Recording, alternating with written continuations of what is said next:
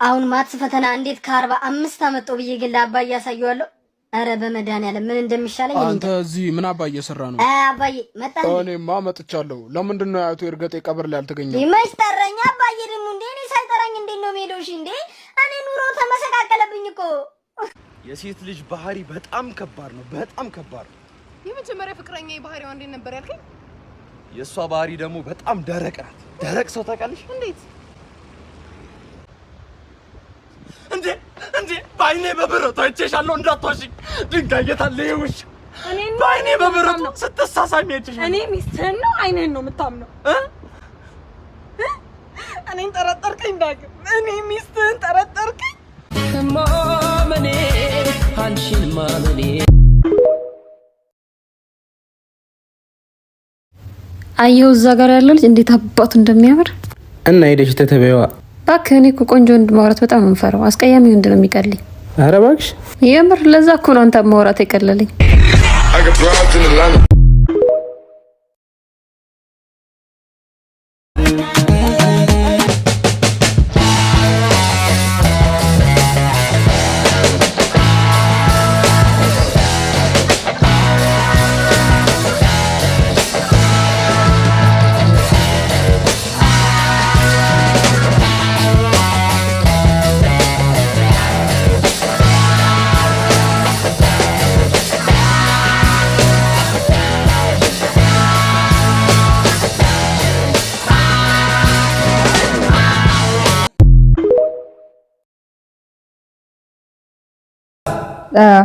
ይታያል ጋስ ከሙዙ ጀምር እስቲ አይሻልም? ሙዙ አይሻልህም? መጀመር ሙዙ ነው መጨረሻ። እሺ አንተ እንደተመቸ አይ ጋዙ ይቀር መጨረሻ ላይ ሊብላና አንድ ላይ እሺ አንቺን ማስቀምጣለሁ። ሙዙ አድርገህ ላይ እንዴ? አይ አልበላም። እግዚአብሔር ወይ የተባረከ ይሁን። በኢየሱስ ስም ብዬ ነው የምጀምረው። እንግዲህ ከዛ በኋላ እጠጣለሁ ማለት ነው። እሺ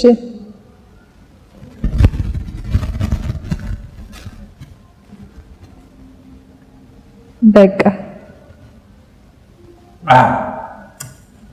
ምን ይላል አሁን ጋዝ ሲገባ? ምንም ዝም ብሎ ይገባል። ዝም ብሎ ይገባል። ነብይ መለሰ ጨጓራ የሰው ነው ይላል እኮ። እኔ በህይወቴ ዘመን ህመም አሞኝ አያውቅም። እኔ ከተፈጠርኩ ጀምሮ ምንም ነገር በሽታ ለኔ እንግዳ ነገር ነው። ዝም ብሎ ምንም ነገር አያደርግም። ለምን? እግዚአብሔር ላይ ስለሚያምን የሚበላ ነገር ስለሚበላ ምንም አያደርግም ማለት ነው። ያው መጨረሻ ላይ ያው 3 1 2 3 4 3 ፈተና አለፍ ያለው አራተኛ ሙዝ ነበር እንግዲህ የሚበላው።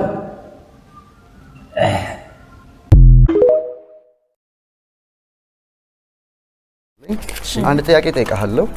እሺ በጣም የምትወደው ሙዚቀኛ አስብልኝ ባይምሮ። እሺ ከሙዚቀኛ ምን ድምጻይ ነው የምትወደው? ድምጻይ። ኦኬ እሺ አስብ። እሺ እዚህ ጋር ማርከር አለኝ። አይኔ ነኝ ይታያል አይደል? እሺ አብረን ነው የምናየው። እሺ በጣም ጥሩ። እሺ ባይምሮ ንገረኝ። እሺ ባይምሮ ንገረኝ። እሰማለሁ፣ ችግር የለም። እሺ ኦኬ እሺ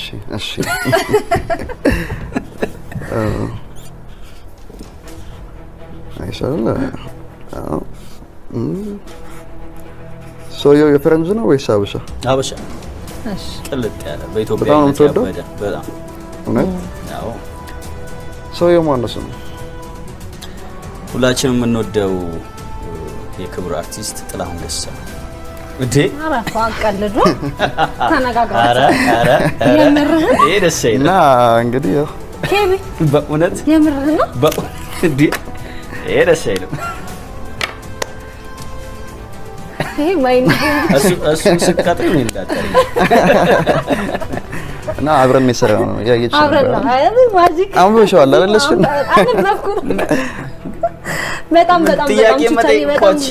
በጣም ጎበዝ፣ በጣም ነው የምናመሰግነው።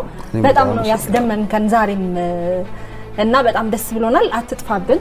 ያው እንዳልከው ነው የቲቪ ቤትህ ነው። ቀጣይ ሳምንትም ከዛም ሲመችህ ብቅ እያልክ እንገናኛለን። ትችላለህ። በጣም ነው የምናመሰግነው። እኔም በጣም አመሰግናለሁ።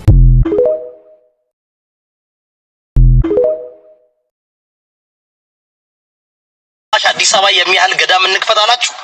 አይ እናንተ ምን አለ ኢትዮጵያስ ሆስፒታል ብትከፍቱ? ምንድነው እዚህ አካባቢ የሆነ ያረረ ነገር ይሸተኛል እንዴ? ጉስሲነሽ እንዴ?